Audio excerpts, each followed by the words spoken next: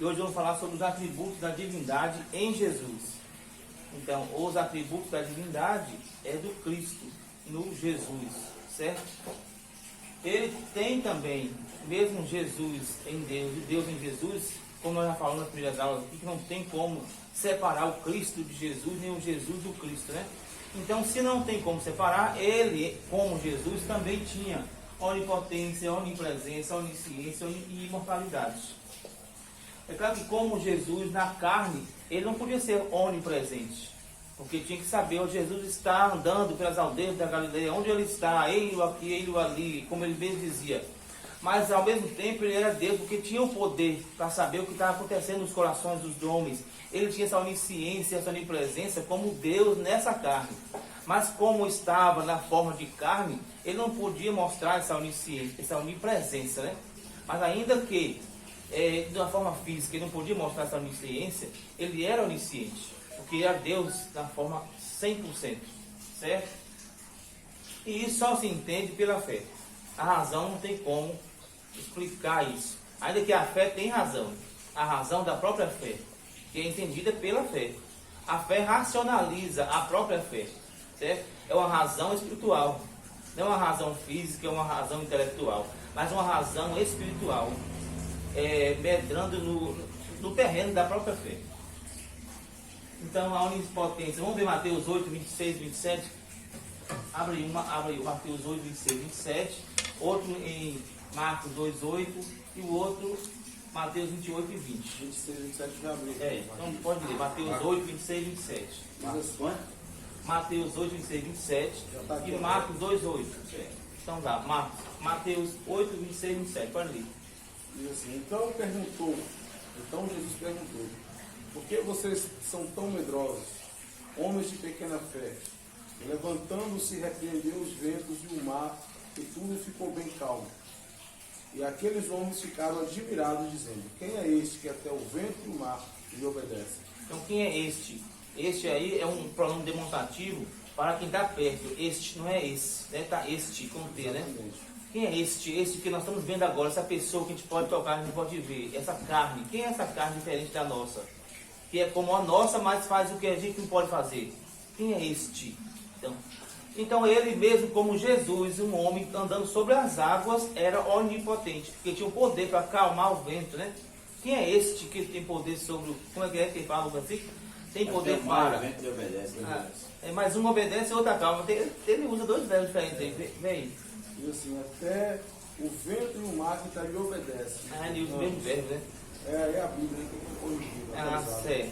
Então, mesmo como Jesus na carne, ele era todo potente. Agora vamos ver sua onisciência, Marcos 2,8. Marcos 2,8. E Jesus, conhecendo logo em seu espírito que assim arrazoava entre si, lhes disse, por que arrazoais sobre estas coisas em vosso coração?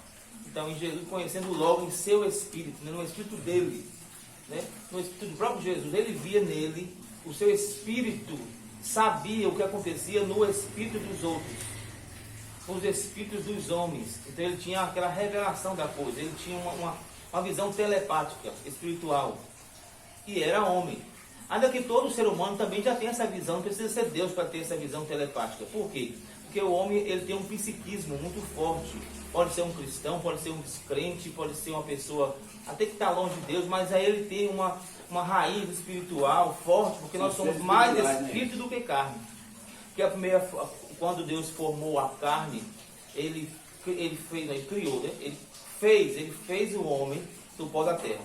Quando ele soprou o sopro dele, que é uma parte dele mesmo, esse sopro é chamado de Zoe, que era o próprio Deus pegando um pedaço dele e soprando dentro do homem. Por isso que é o Espírito de Deus, o sopro de Deus, a vida de Deus. Essa mistura do sopro com a carne deu a forma de uma alma vivente. E essa alma vivente passou a ser uma alma que tem contato também com o mundo espiritual. Então agora Jesus é diferente. A sua visão, a sua espiritualidade era divina. A nossa é uma espiritual, é uma visão, é uma intelecção também espiritual, mas limitada. A gente não tem condição de ver tudo, de saber tudo. Ainda que temos premonições, previsões das coisas, do futuro, através de um sonho, através de uma coisa. Deus fala também nos sonhos.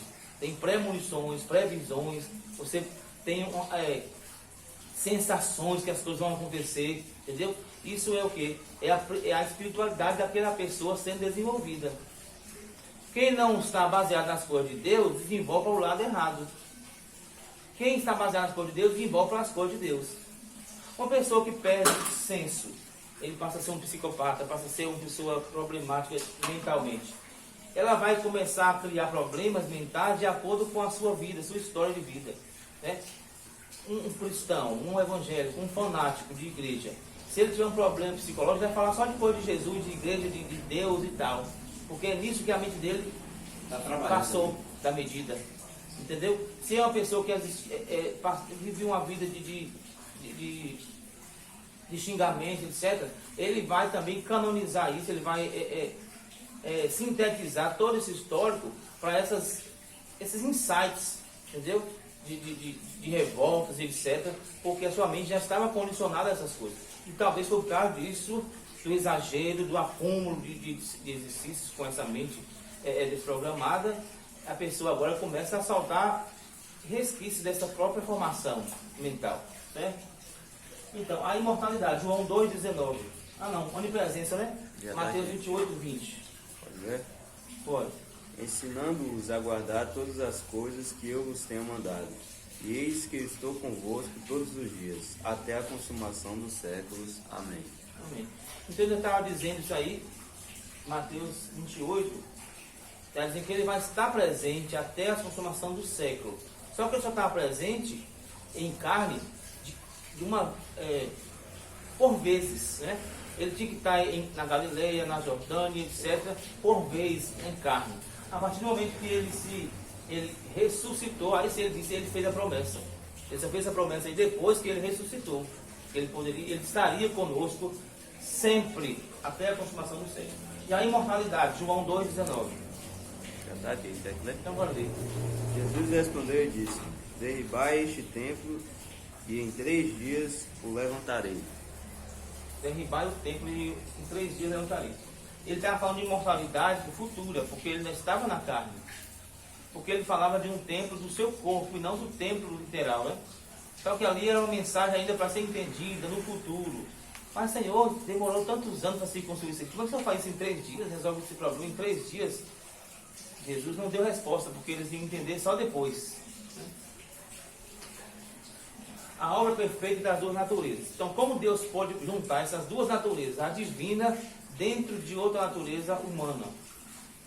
Primeiro, a natureza humana, para a natureza divina, reflete a capacidade de experimentar o sofrimento e a morte. Deus, sendo todo poderoso, ele tem poder sobre o poder dele.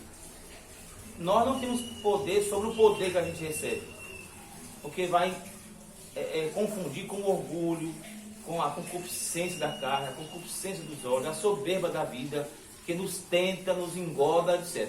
Então, se dá poder para a gente dominar, mandar nas pessoas, não tem jeito que um pouquinho desses resquícios do mal, da fraqueza humana, ele vai aflorar, ele vai aparecer em algum momento, o orgulho, o eu, a prepotência. Mas Deus não, ele sendo poderoso e todo poderoso, o poder dele não lhe sobe a cabeça. Ele não se sente o poderoso, ele não se admira, ele não se adora, ele não se vê Deus todo poderoso. Quando ele diz que ele é Deus, é porque ele sabe que ele é, não porque ele está se exaltando. Então o poder dele é controlado por ele mesmo. Então ele tem poder sobre o próprio poder. Deus não pensa 2 vezes. Nós pensamos 2 vezes, porque a gente faz errado, a gente pede perdão e volta de novo e se arrepende e faz direito porque errou. Deus não erra, ele já sabia o que ia dar errado, entre aspas. Errado no sentido que ele sabia que a criatura ia falhar, ele sabia que a criatura ia errar. Então não é porque ele falhou, é porque ele não pensa 2 vezes. Entendeu? Então Deus como pensa, Deus não pensa. Fala, minha irmã. Pode falar. Desculpa.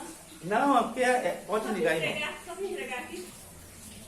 Então, Deus tem poder sobre o seu próprio poder.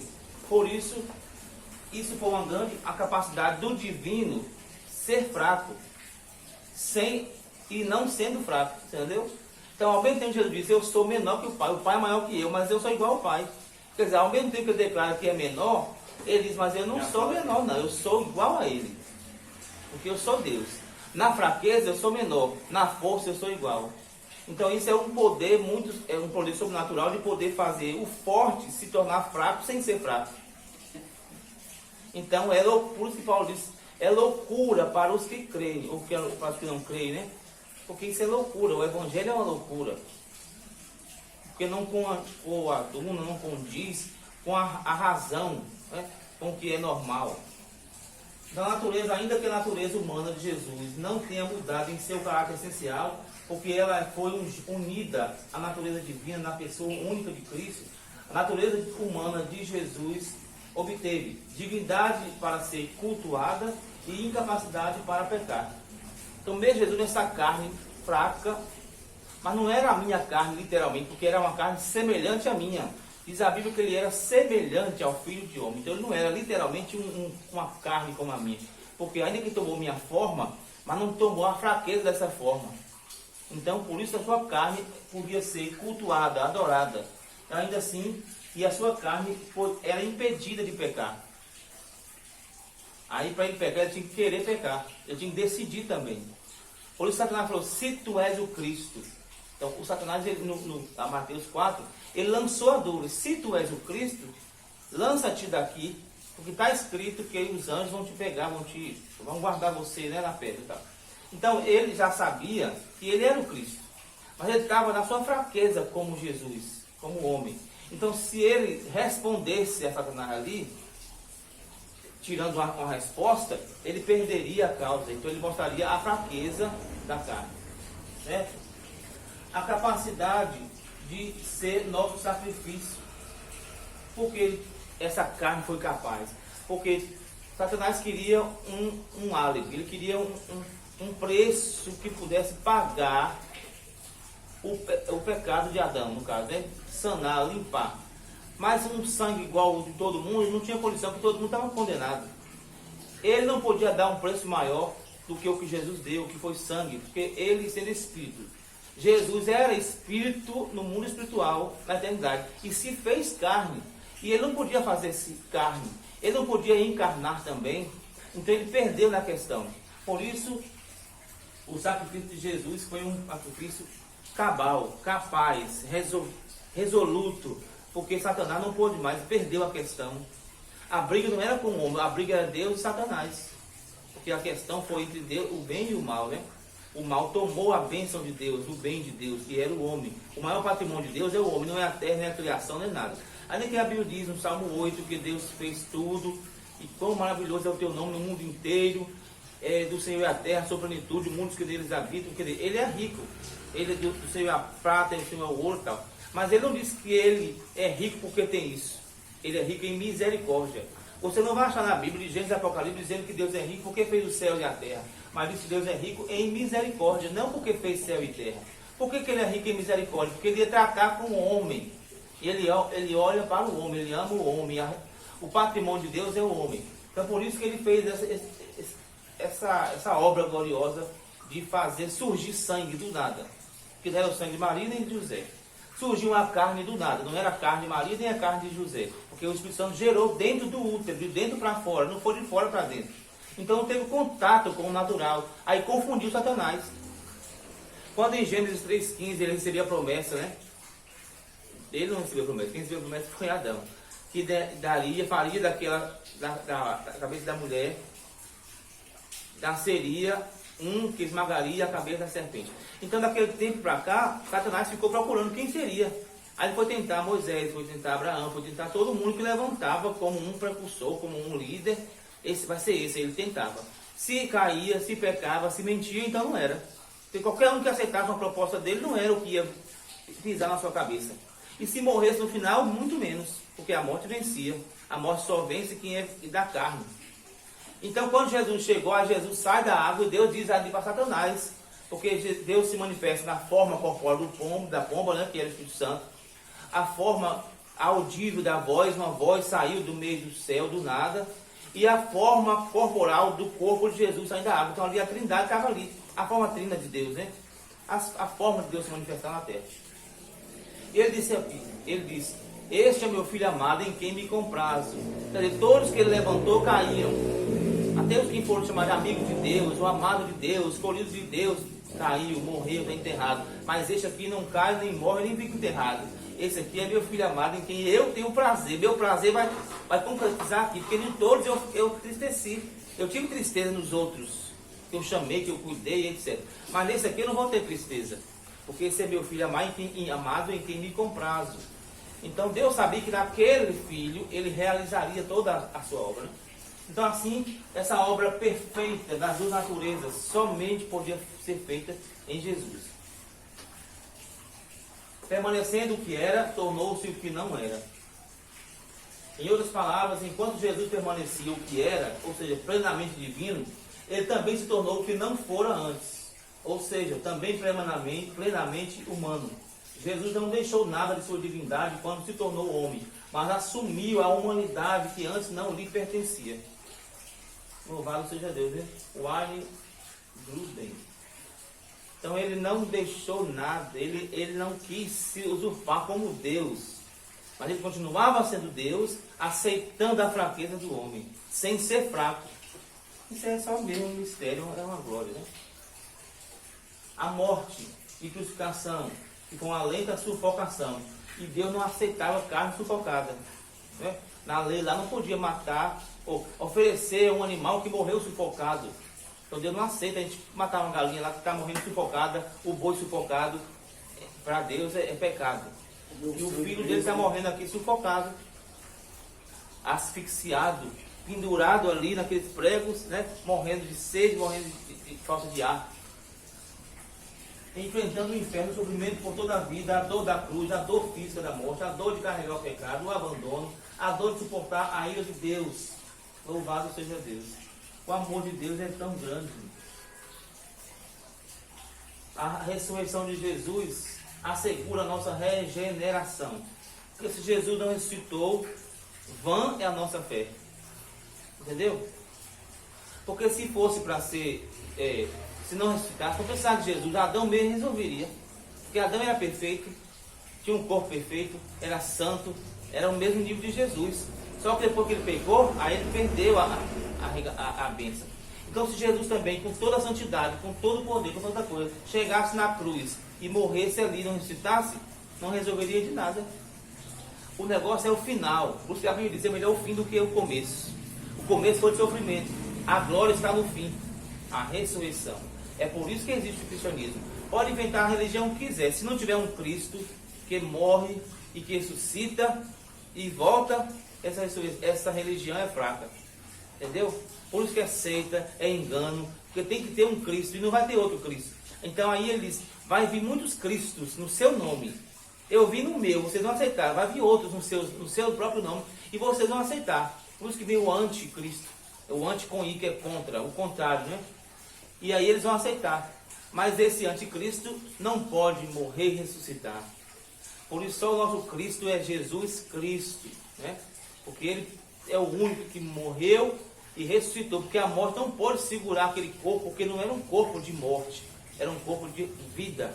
Era um corpo eterno. Porque o próprio João disse, nós tocamos a vida eterna. Então aquele corpo era um engano para os que eram enganados, deveriam ser enganados. E era salvação para quem podia ver salvação naquele corpo. Por isso que a morte não pôde segurar Jesus na cruz.